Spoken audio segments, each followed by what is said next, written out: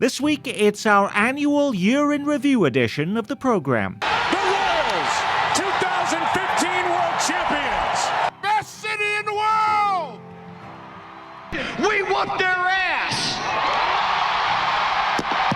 Yes, the Royals dominated the news, but there were many moments and newsmakers grabbing the headlines in this fast-disappearing year we called 2015.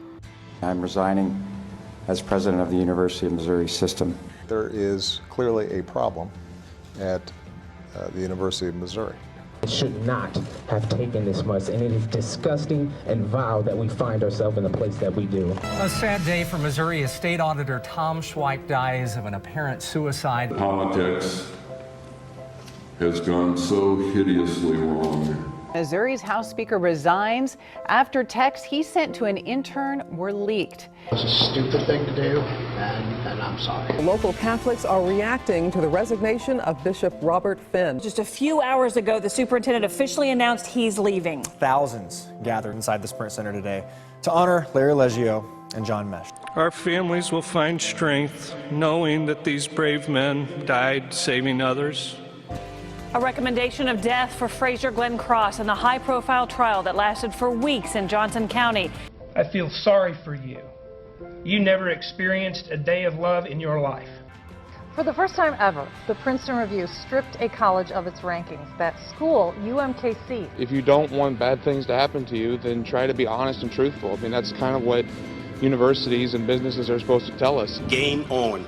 A new convention hotel, Kansas City's first since 1985. Kansas City has really pulled its chair up to the table of great cities. A lot of people are going to make a lot of money from this project, but who's not going to make any money are the taxpayers. Not so family friendly. The Pride of the Wildcats was supposed to show the USS Enterprise battling a Jayhawk, but people around the country think it looks like, well, something else.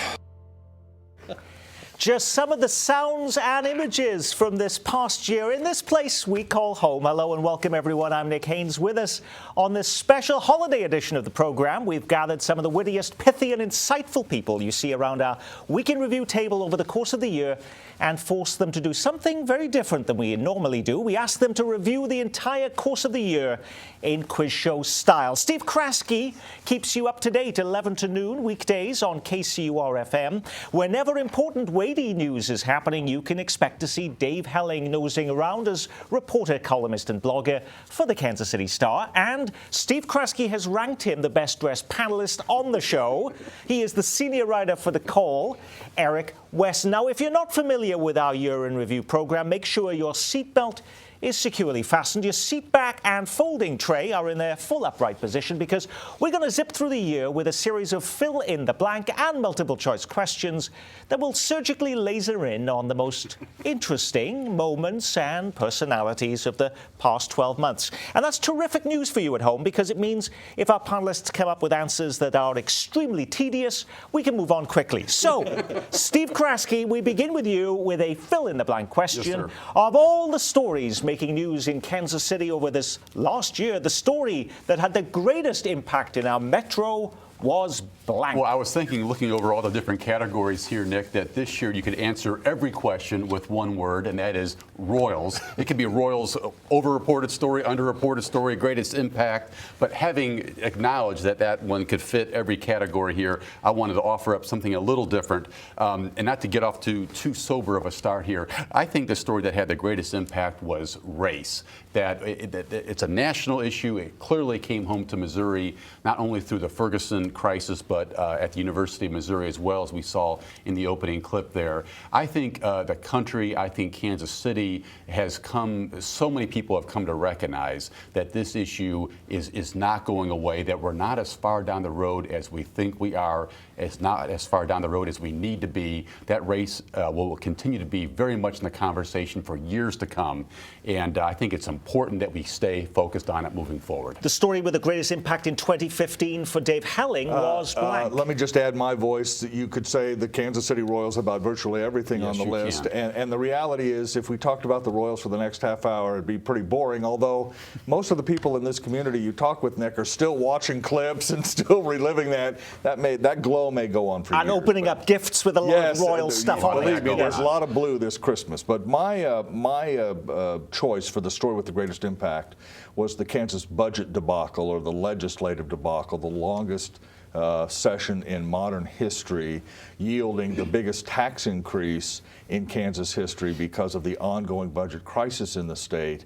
And it has an impact in Missouri, too, because I think one of the things, the original ideas was, let's cut taxes in Kansas and Missouri will have to keep up. The exact opposite has happened. Missouri now looks at the disaster in Kansas, and it's going to be harder to cut taxes on this side of the state line. So I think the biggest story with the most impact has been the ongoing crisis in spending and taxation. Royals race budget and tax spending. But Eric Wesson, did you have another answer to that question?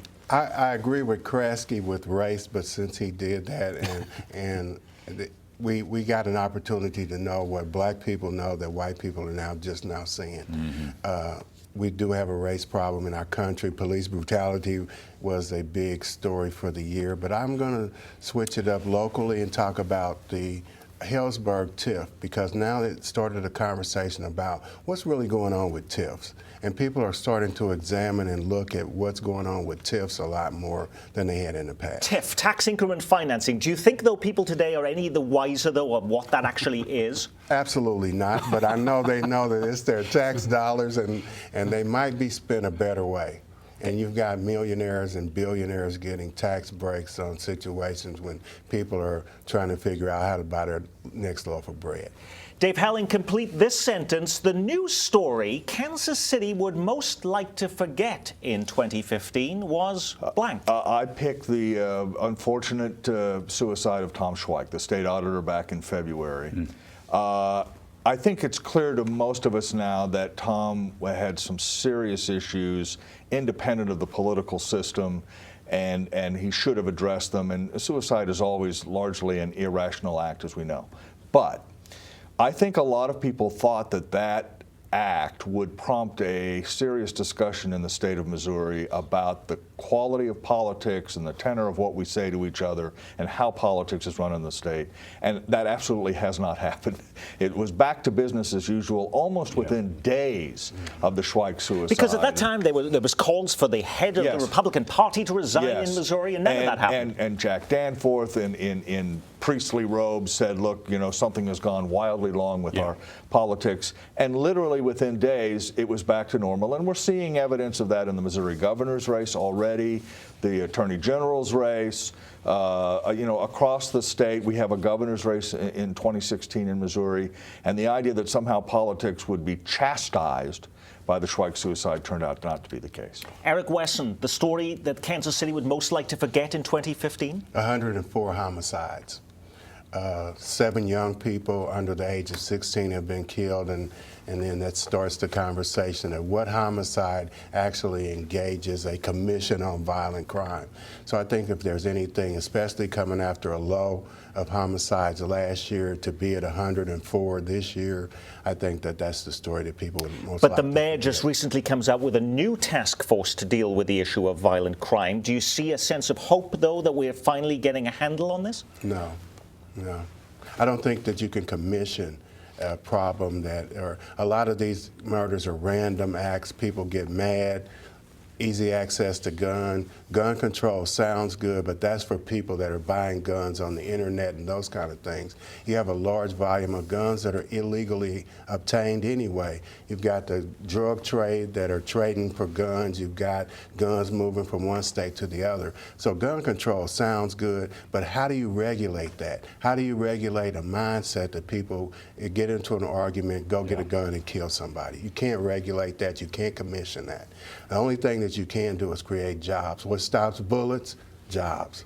I learned that from Chicago. Yes. We have mass shootings and we have terrorism in other parts, and it creates a lot of fears, yet we accept a lot of violence in our own backyard here. Absolutely. In fact, we have a major documentary coming to KCPT in January that we're working on right here with follow-up conversations in the community. You'll be seeing that in January. Steve, the story that Kansas City would most like to forget in 2015. Well, I'm going to pile on here and agree wholeheartedly with Dr. Weston here. I mean, we're going to have the most homicides in at least 4 or 5 years this year. We've seen a spike in aggravated assault, sort of the next category down the list. And all of this raises questions about this whole strategy the community had engaged in recent years, the Kansas City No Violence Alliance, the use of Aim for Peace, more prosecutors, more detectives being focused on more violent parts of the community. This is certainly not the time to pull the plug on any of that, but it's time to re-examine what we're doing, double down perhaps on some of these efforts, and recognize that Kansas City remains one of the most violent cities in the country. That has got to change in 2016. Eric Wesson, a multiple choice question for you. Time magazine has just named German Chancellor Angela Merkel its Person of the Year with this flattering cover pick. If you were picking Person of the Year in our area, who would you choose? Would it be once ridiculed, now celebrated Royals manager Ned Yost? Or just like Time magazine gets tricky on occasion and puts in more than one person like they did last year when they named Ebola fighters as their Person of the Year. So could it be the entire World Series winning Royals team? Following that logic, could it be MU student protesters as a collective group? In 1982, Time magazine named the computer as its Person of the Year. So is this the year the streetcar is Kansas City's Person of the Year? Or, Eric, did you come up with something or someone completely different? The Black Lives Matter group would be an honorable mention, but I'd have to give it to Bob Kendricks at the Negro Leagues Museum.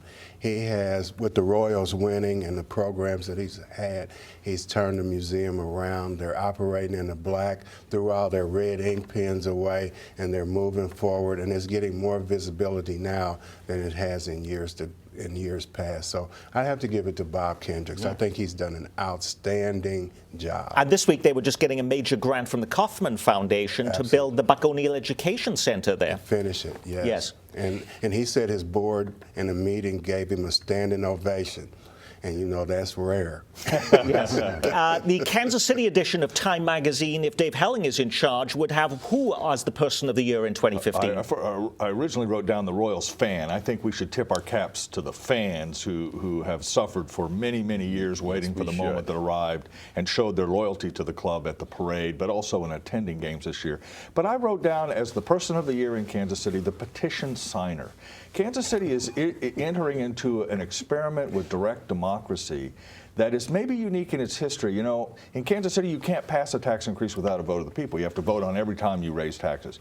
Well, because the petition threshold is now so low, other decisions are going to go, major decisions are going to go to voters all the time. The hotel, the airport, virtually every important choice that Kansas City makes will either go to the voters or will have the threat of going to the voters behind it. And that's going to change the way we do government in this city. It's going to make the council less important, activist groups more important, and we're seeing evidence of that. So my Person of the Year is the person who signs that petition. So the petition signer. How about yours being the petition gatherer, Clay Chastain, Steve? Well, I'll bring up Clay Chastain later on. All right. We've already done the biggest loser, I'm afraid. My Person of the Year, I'm going to tip a cap Royals direction here. Christian Colon. And if you don't remember who Christian Colon is, shame on you. Yeah. We wouldn't have had that big parade and had this World Series championship in this town if it wasn't for this bench warmer who came off the bench in the 12th inning, Game 5 against the Mets, hit the pinch hit, go-ahead hit that put the Royals back in that game. And then a year ago, in the American League wildcard game, he had a huge hit as well. Christian Colon should be someone that every Kansas Cityan celebrates this holiday season. And in 1987, he went to Worlds of Fun with his family, so he counts as somebody from Kansas City. So thank you, Steve Kraske, for that. You get the next question. Okay. Fill in the blank for us. The biggest winner in Kansas City this year is blank. Well, I picked the Kansas City Art Institute, which picked up a $25 million gift from an anonymous donor this year. This puts this very important institution back on the map in Kansas City. It had been a little shaky financially prior to this. There's a new spirit over there, new enthusiasm. Good for the Art Institute. It's a new day over there. Could it be because their new leader is from Wales, the same country as I am from, with Tony Jones coming in as the former head of the Art Institute of Chicago, and now he's leading the effort. Good for you, Nick. Okay, thank you. Dave. We're overcome with whales in this Okay, community. all right. I think we all know that. No, I wrote the biggest winner. Let's just tip our cap. Seems obvious. Let's tip our cap to Sly James, reelected as mayor, overwhelmingly, didn't attract any significant opposition. You know, the people of this community have really endorsed his service as the mayor. Now, he is facing enormous headwinds going into 2016 on a whole range of fronts. And you can hear some whispers that maybe he's not handling his authority and charisma in perhaps the exact correct way. And there's some criticism in corners about the way he's running his office. But he did win. He won overwhelmingly. He's been a re-elected mayor for 4 years. He's the biggest winner of the year. The biggest winner for Eric Wesson in 2015 in our metropolitan area was who? The residents of Kansas City, Missouri and Johnson County, because this has been a very newsy year, and we've had the responsibility of bringing people a lot of news, you with the information here every Friday. And I think they're abreast of what's going on, not only locally, but nationally. So I think the people of Kansas City got a great news year. Thank you for that. Yeah. Dave Helling, complete this sentence, if you would, with the name of an individual, a group, an issue, or an institution. The biggest loser in Kansas City in 2015 is? Biggest loser, John Deal, Speaker of the House, who had to resign after his texts with an intern were revealed by the Kansas City Star and Jason Hancock, who did a great job in that story. Paul Lavoda had a problem. The institution, of course, is the Missouri legislature, which is the laughingstock of the country in some ways. Yeah. It remains one of the most unethical legislative bodies in the country. No limit on donations, you know, lobbyists' influence. You just go down the list. Job one for the legislature in 2016 is to clean up its own house. John Deal was the symbol of that. He was the biggest loser of the year. Eric Wesson, the biggest loser in our metropolitan area this past year? The residents in the area of 30th and Mercington and 31st and Mercington, they're getting petroleum, gasoline, fumes and gasoline in their water and in their homes, and nobody's really paying attention to it. The Attorney General came, took some pictures, did a dog and pony show with it. Nothing has happened. That gas station there is still leaking gas into those people's homes, and nobody's really paying any attention to it. Biggest loser, Steve Klasky? You know, I thought it was the Kansas City, Missouri School District, Nick, losing its leader, Dr. Yes. Stephen Green. One more loss of a key player in that district. We've seen so much of that going back 3 decades here. The district seems to have a certain sense of momentum going for it right now. The loss of Dr. Green undermines that. By all means, let's tip our hat to him and thank him for the service he's provided. Let's see what the new leader offers once one is picked. They're down to 2 finalists here, but that's a big loss for a school district at a time when things seem to be headed the right way. And they also didn't get full accreditation. And they didn't get full accreditation. Very good point. Eric Wesson, a fill-in-the-blank question for you. The most over-reported story in 2015 was blank. It'd have to be that hotel. The convention hotel? The convention hotel. We getting too much media attention on that? Way too much. There are other things that probably garner as much attention, but I've had my fill of that story. How about for you, Dave? I disagree a little bit, just indirectly with Brother Wesson here about tax increment financing. I think that's a bit over-reported in this sense. I wrote about the problems with subsidizing businesses in this community 25 years ago. I mean, we've been talking about this for a long time, and we don't do anything about it. I mean, the easiest way to get rid of this problem is for the council to stop, is just to say, we're not handing out incentives anymore. You want to build something, build it, and we'll be happy to help, but we're not going to incent anything, and they'll never do it. And once you do it for one, you almost have to do it for almost everybody. I mean, it really has to be an egregious project to not, sidle up to the trough. So I think we write about it, nothing changes. To me, that was over-reported this year. What about the most over-reported story for you, Steve? I got 2 picks, Nick. Any story with Clay Chastain in it. Any story. He ran for mayor, and of course that went nowhere. He tried to get Sly James knocked off the ballot. That went nowhere. He's a grandstander. This town's had enough of him. Time for Clay to go away. My other pick was any story with Frazier Glenn Cross in it, the shooter, the murderer out of the Jewish Community Center. I found watching any story with that man in it difficult to watch. And the news media, in fairness, had a very difficult set of choices to make there. Do you cover that story? Do you not? Such a seminal moment in this community, hard not to cover it.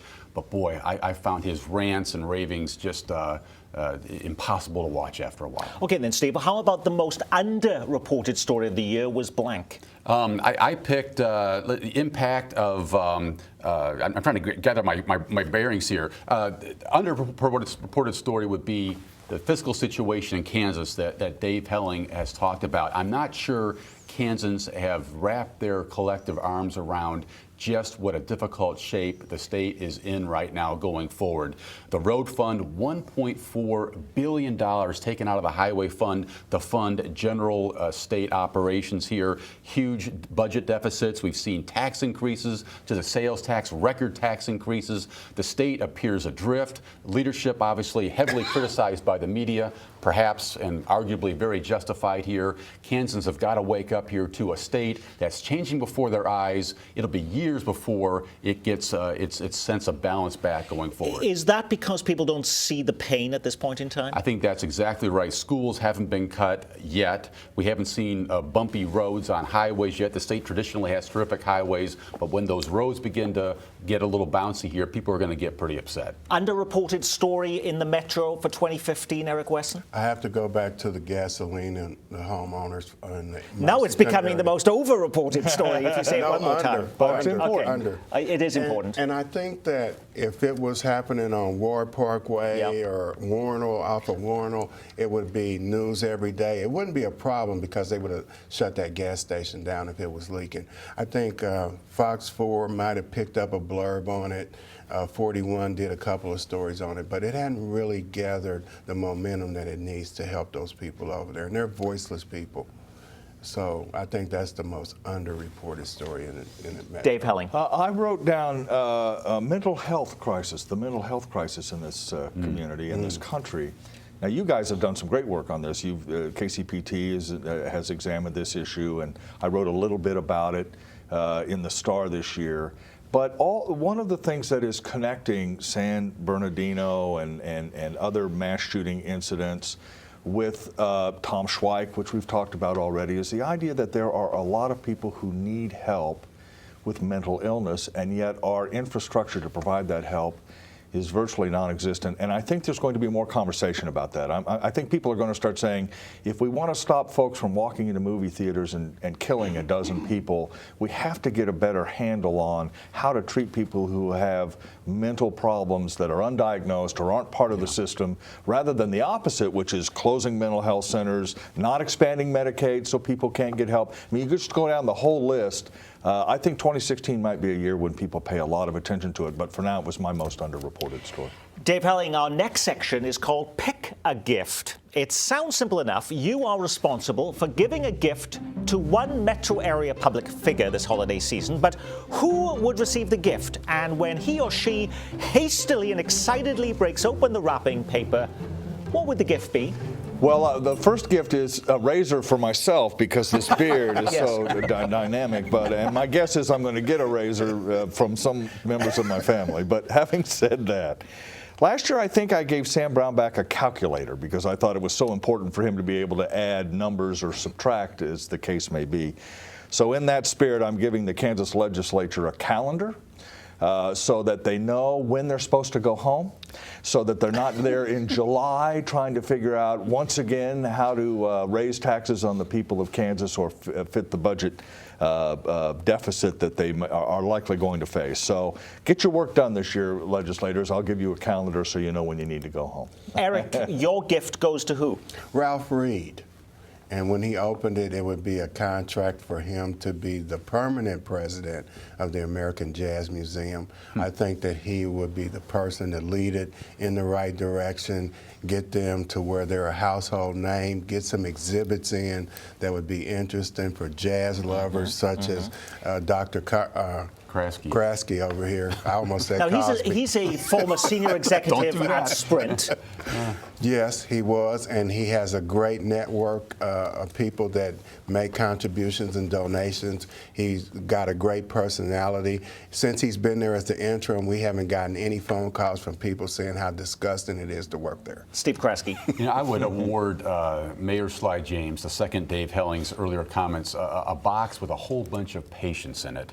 You get a sense watching the council meetings, as I've been doing online of late, that he is growing more and more impatient with the new members of the council that he's been given to work with here. He needs to slow down, work with those folks. He's in danger, it seems to me, of those folks banding together. And once a mayor of this town loses, it's on the downside of a 7-vote majority in that council, your mayoral term can get very long in a hurry. Let's look now to the start of this brand spanking new year. Eric Wesson, complete this sentence. I don't own a crystal ball, but if I did, this is what I'd see happening in our metro in 2016. The city manager getting a contract extension. Dave Helling. That's true. I think we're going to talk a lot about the airport in 2016. We'll get cost estimates. The argument over whether we should rehab the existing structure or build new will continue, but we will not solve that question in 2016. I've been told that the idea of putting it on the ballot next year is really slipping away. And the earliest it might go to voters, whatever we decide, is 2017, which, by the way, means that even if you approved something, you wouldn't get a new airport started until 2019, when Kresge is retired. So he can use it when he's flying around the country to all the places he Two goes. things. Every Missourian next year will start paying higher gas taxes. The legislature will pass a gas tax increase because the state needs to up its ante here to get its full allotment of federal highway dollars. And two, the Missouri legislature will pass an ethics pass. We are out of time. Thank you man. for being such terrific Oh, wow. guests. From behind the microphone at KCUR-FM, where he hosts Up to Date, weekdays from 11 to noon, Steve Kresge. And from the pages of the Kansas City Call newspaper, Eric Wesson. And from your Kansas City Star, Dave Helling. And I'm simply your host, Nick Haynes, from all of us here at KCPT, where we're decking the halls with boughs of holly. Merry Christmas. I hope you have a safe and restful festive period. However you choose to celebrate it, we'll see you in the new year. And because some people get upset if I don't say it, thanks for spending part of your weekend with us.